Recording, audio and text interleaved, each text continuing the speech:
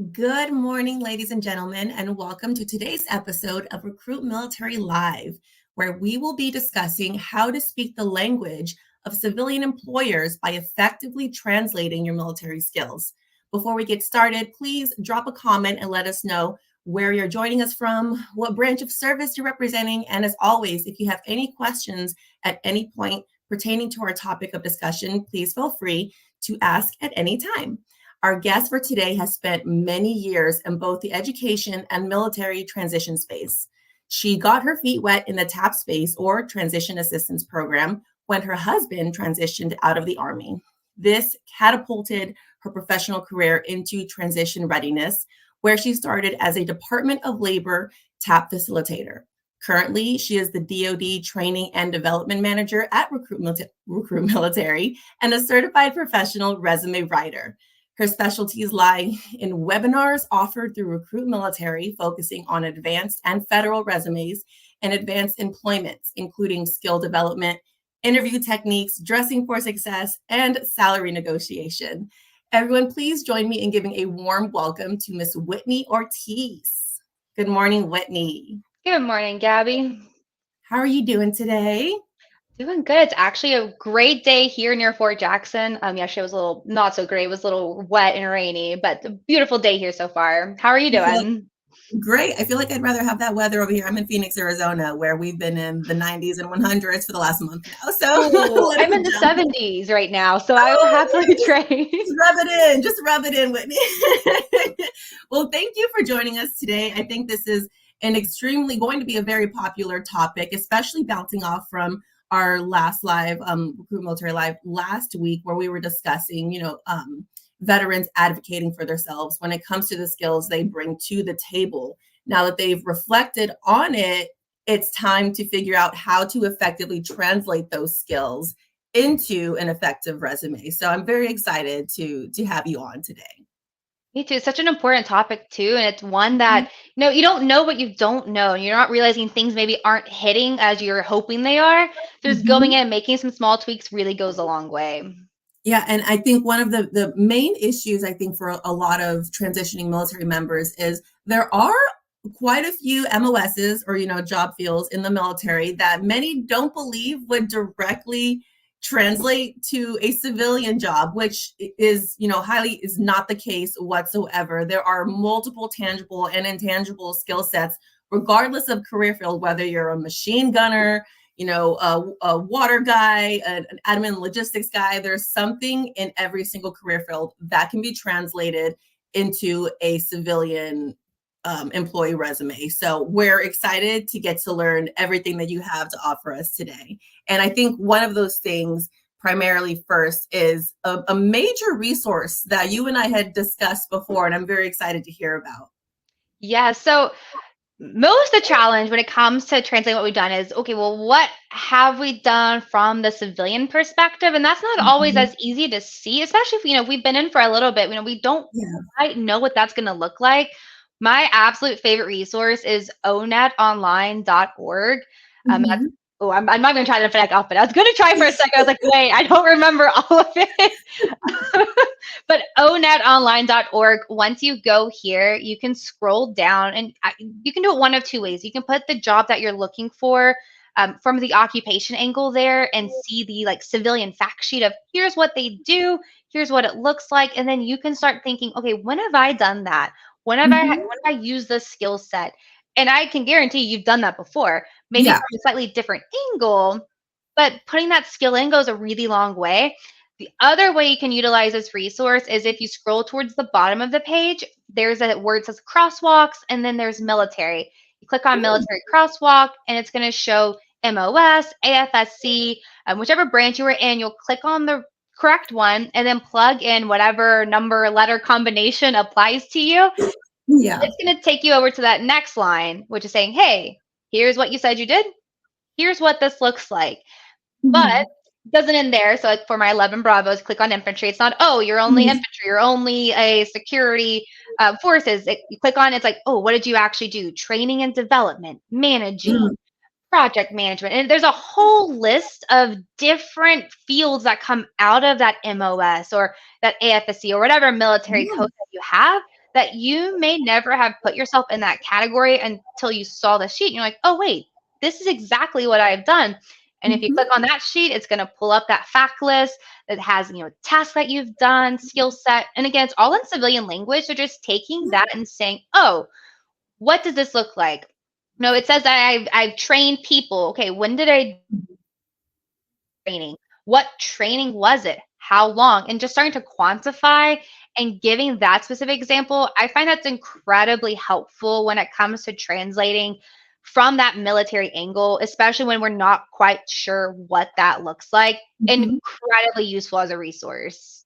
That's fantastic. And I know I was super excited. I wish it was a resource that I knew about when I was transitioning out of the military, because you can spend countless hours just trying to figure out what those skill sets that you feel you bring to the table, what those are, because just talking about yourself and thinking like, oh, I'm really good at A, B, and C is very hard, I think, for people with the military mindset, because like we discussed during our last live, we're very much accustomed to the team and the mission and not so much me, but now it's reversed. Now it's all about you and what you bring to the table, and you do bring a lot to the Yep. table. That's But good. a I say lot that. of You said the time, I, not the yes, we. exactly. And a lot of time, that once you get into that mindset, you can even still take so much work, mental work, to get all that down and then translate it. So to have a tool that does that for you, or even if you're having trouble, pointing out what those skill sets are that you think you do bring to the table, punching in your MOS number and it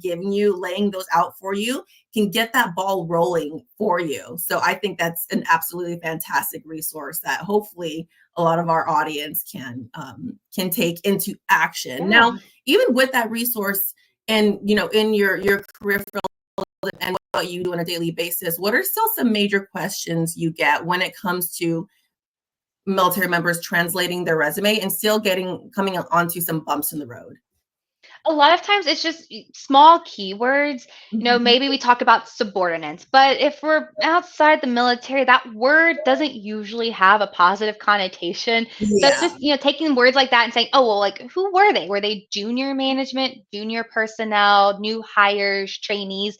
So thinking more categorically. Same when it comes to talking about, I worked for the brigade, or this is my platoon. Instead of thinking from the military version of the category, Mhm. just use the generalized term. Was it a department? Was it an organization? And then quantifying. Mhm. Quantifying really, like, I cannot impress on how important it is giving numbers, because you might work for a team of 30, but that team of 30 for this company over here, that's a department for them. But they can see the Exactly. number 30 and they can say, oh, here's what that looks like for us. Like, I can definitely make that translation one to one, because I see how many people or how many direct reports you have. And I know that conversion. I can do that math Mhm. myself. So please give numbers there. Put numbers to show your story, because that's going to translate a lot better than words ever will. Exactly. And I feel that's something that a lot of military members, regardless of how long you've been in the service, should be able to relate to, because we do have, at least in the Marine Corps, what we call fitness reports, or just evaluations, whether they're, annually or semi-annual. But one thing that we got pressed on was quantifying your accomplishments. So you can say, oh, I conducted this many inspections, or I conducted, this inspection, that inspection, but how many, weapons, how many pieces of equipment, how much was all that equipment worth? I remember Mhm. when I would put down, oh, I'm a training and equipment chief and I'm responsible for this amount of gear. But that amount of gear was like $3.4 million worth of gear. And I'm responsible for maintaining that and, the security of it all. So once you put those numbers on there, they're like, oh, so this person can be trusted with quite, that opens the Exactly. door to so many other realities for that employer Mhm. when they're reading that. So that Yeah. goes directly into, I think, another topic of ours, which is the different type of resumes. And you brought up a great point to me, is that, we hear so many different types, whether there's the star method or whatever it is.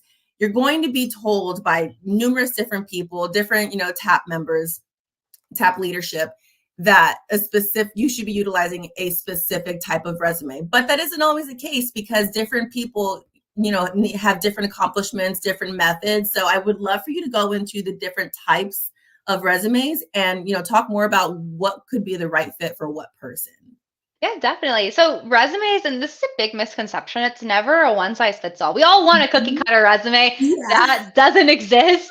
And templates are also not your best friend. So I'd highly encourage you to like not take the easy way out, because it's really just you pushing a boulder up a hill. It's not ever the easy way. Pull up a Mhm. document and just start typing. What have you done? What does that look like? And then take that and tell your story. So a lot of times we find, if you're looking to do something similar, so you were a project manager in the military, you're looking to stay in that project management space, usually what's going to translate better is your job titles, because that is what's Mhm. relevant there. So we go off of that and we say, okay, well, what have we done as a project manager? We're asking ourselves some of these questions. We're going through the STAR process, that situation, Mhm. task, action, result, which really what that is, that's your bullet point content. So it's driven based off your job titles. But a lot of times, maybe we did something in the military, but we're like, oh, I don't really want to do that outside the military. Or Yeah. maybe there's not as many opportunities. There's a lot of reasons why and we call them career changers. And this is not a military term, just in general. If we do something different, we are Mhm. changing careers, career transitioning. And if that's the case, well, do your job titles matter? And Mhm. they might, but they also may not. So yesterday, and during one of our resume webinars, I had a gentleman who was going from being a senior paralegal to going into environmental science as an environmental scientist. Oh, wow. Now, do they care that you were a paralegal? Honestly, if I saw a paralegal on a resume for environmental scientist, I'm going to assume you want to do environmental law. That's just Mhm. that logical assumption, like, oh, this isn't a job posting for environmental law. So I'm kind of confused. Like, I don't understand what's going on here.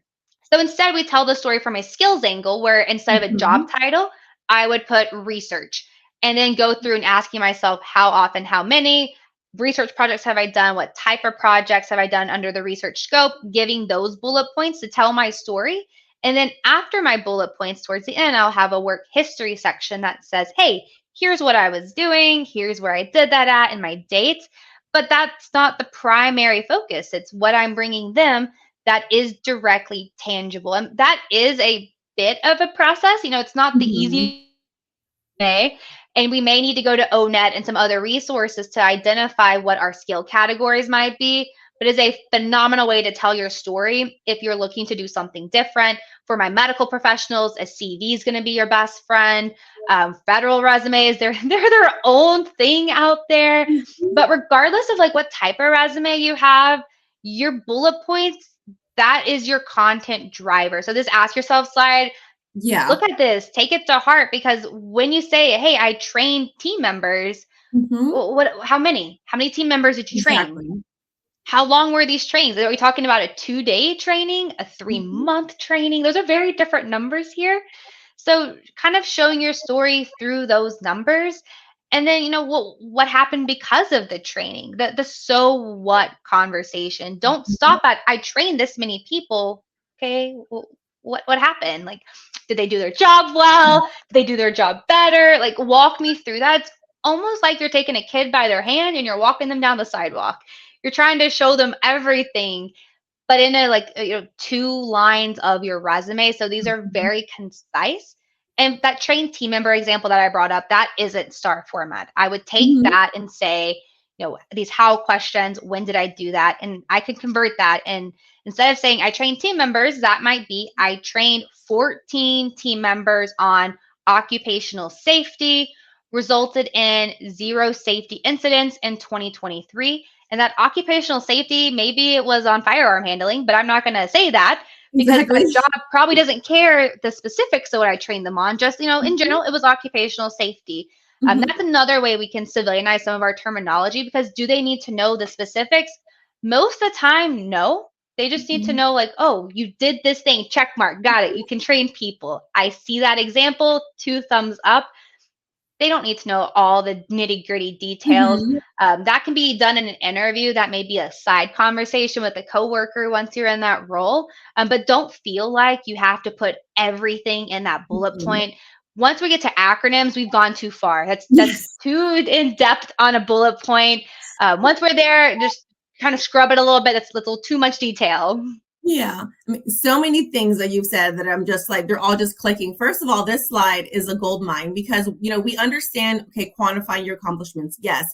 But what may not come to mind is how many different areas of what you do can be quantified. And this right here is already 7 off the bat that you can start thinking about and maybe creating so many bullet points for you just in this slide alone. So thank you for, if you haven't already taken a screenshot of this, please do, because I wish I had this when I was creating a resume. Right now, I'm just like, do I want to rewrite my resume just so I can utilize these It's these so numbers? helpful. And especially the how like impactful. No, that's the biggest thing I see. I Mhm, review so many resumes a week from our service members who come into the webinars.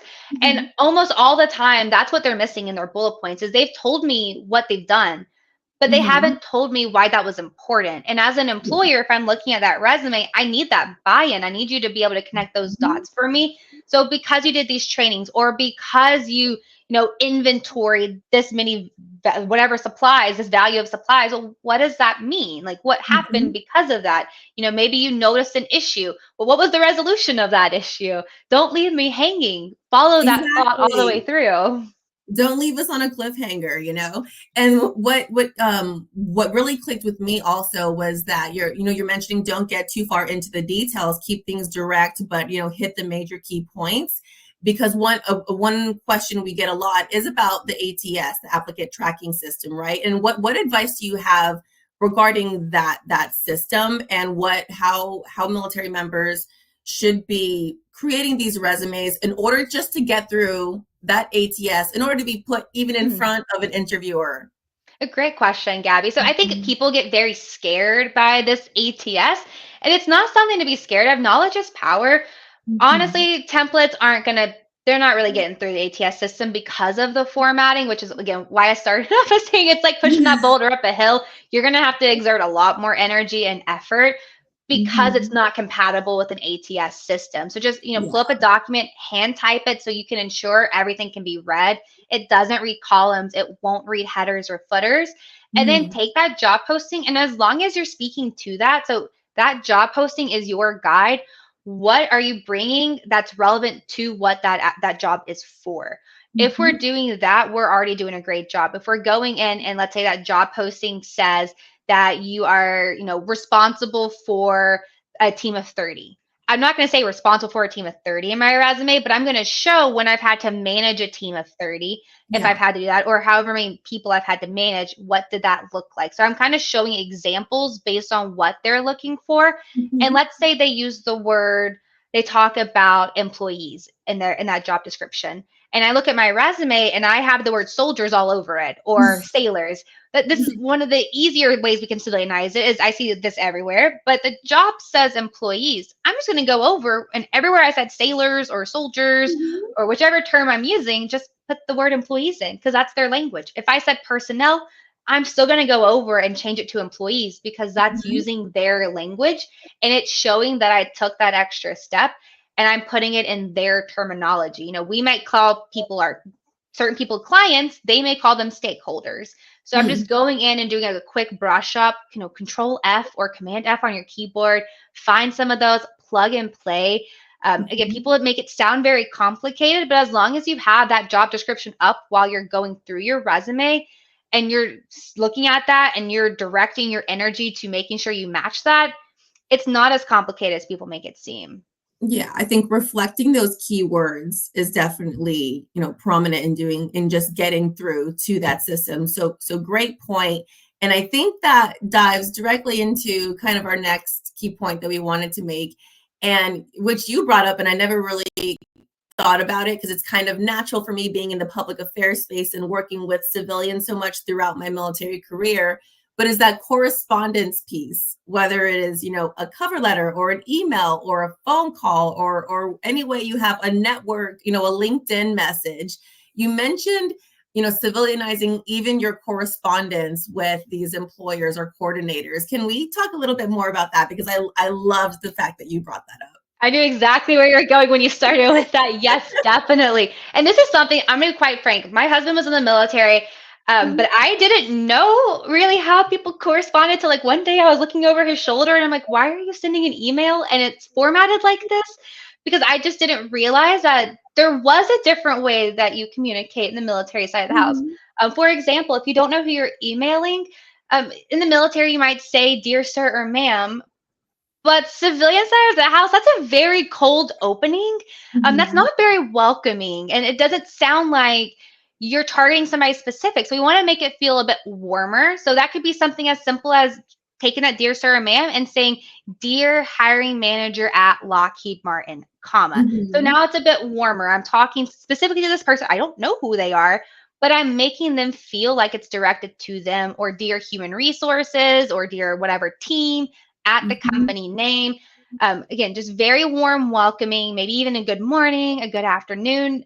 I'm a very positive personality type, so that's one way I kind of put my personality into my correspondence. And Yeah. your closing should also be warm. And then I didn't Mhm. realize very respectfully was D/R. For many years, I thought it was just a line break. I was like, oh, okay, just a line break signature block.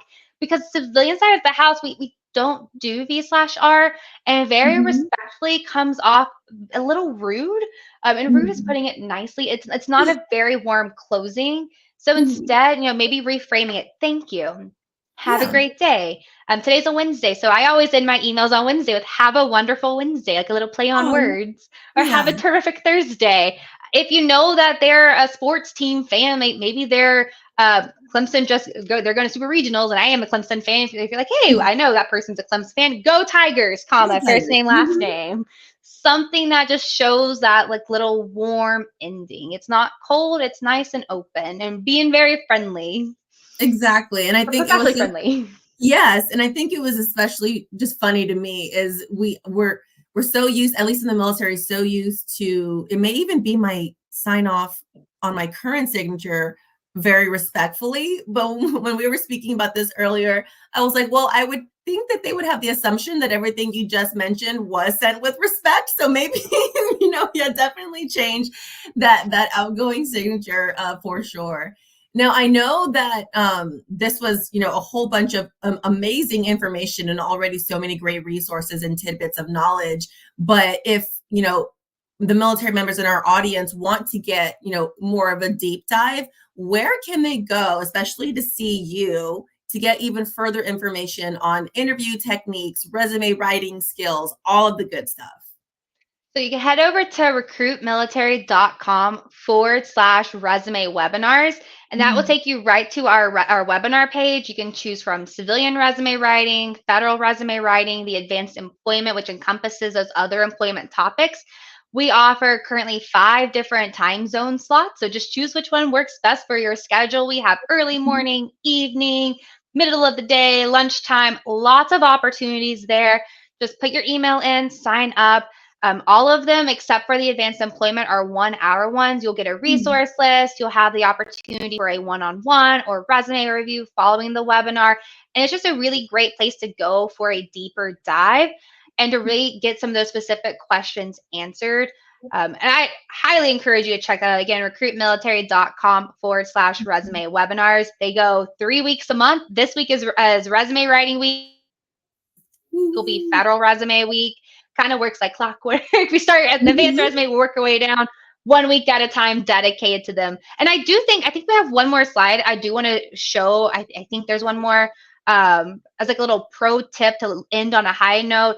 And this Oh, is yeah. one way that you can civilianize your awards. Because that's a huge thing. Is okay. Well, Mhm. I might look at Yes. a resume and I'm like, what does this award mean? Like I don't have time to go to Google and type this in.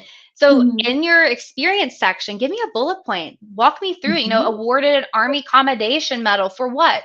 Who gave you this award? When did you get it? Show me why you received this honor or this recognition. There's another format down there too, recognized for what, by whom, or honored for. And that just makes it that much easier to show that person what that buy-in is and put it in those civilian terms by saying, oh, here's why I received it, without them having to ask this question of, well, what is this? Like, what does this mean? Do it for them. Put it as a bullet Exactly. point. Yes, and the good thing about these awards, whether it's a Navy Achievement Award, whatever, good conduct, whatever it is, you have a write-up that specifically tells you, I think, at least it should be for every branch, what you specifically did to earn that award. So that helps you out there with this write-up. But I know it can be difficult, especially if you've been in for a quite amount of time, whether you're retiring 10 years, 15 years, you've more than likely gathered quite a few awards, medals, accomplishments, and translating those into a way where people, again, you're civilianizing those awards. I think this is a perfect slide for that, because you're like, what, how do I explain a NAM to, like a director of sales or someone like that? So this is a perfect slide. Love it. Thank you. And as we wrap up, are there any other, nuggets of knowledge that we may have missed, or anything you have for our audience when it comes to translating those skills to a civilian employer? Just make sure you keep your audience in mind. What do they need to know about what you've done, and Mm-hmm. how have you done that? And again, you don't have to get into specifics, especially if it's maybe, dealing with something different. Maybe it's not dealing with weapons and you were dealing with weapons before, but instead talking about hazardous materials or explosive items. Again, we don't need the specific, just give me the generalized version of it and then walk me through why I need to know that. Will everything you've done in the military be relevant? No, not to every audience. So just remember, what are they looking for? How do you fit that? Tell that story. Tell that, here's what I need in my job description.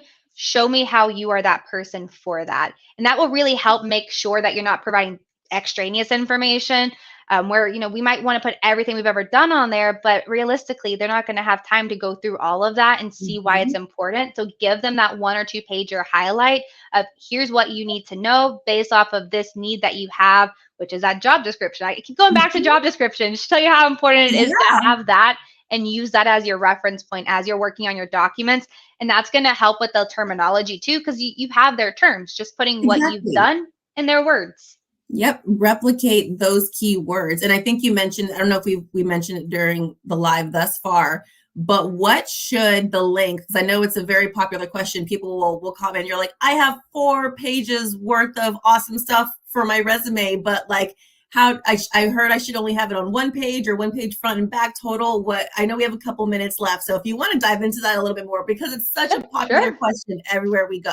It is normally for anything except for federal. Federal is one of those weird, it has Mhm. its own set of rules. But please, if you're going federal, check the job description, the job posting, because several agencies are implementing page maximums. And the ones that I have seen, Mhm. I've seen 5. 5 is a very common page Oh, maximum for federal, but they still play by the same rules as civilians do. Like, what's mhm. relevant? Can you adjust what you've done to show that relevant piece in there?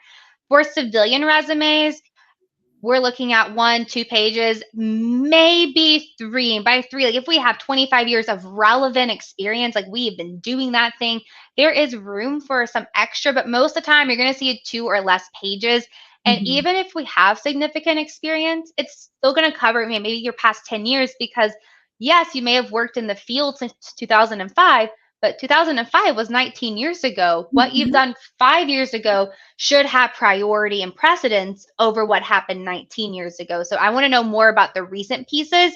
So realistically, even on a 2 pager, we're probably only going to hit 10, maybe 15 years on that resume, just Yeah. because we need to have more examples on the front end. Mhm.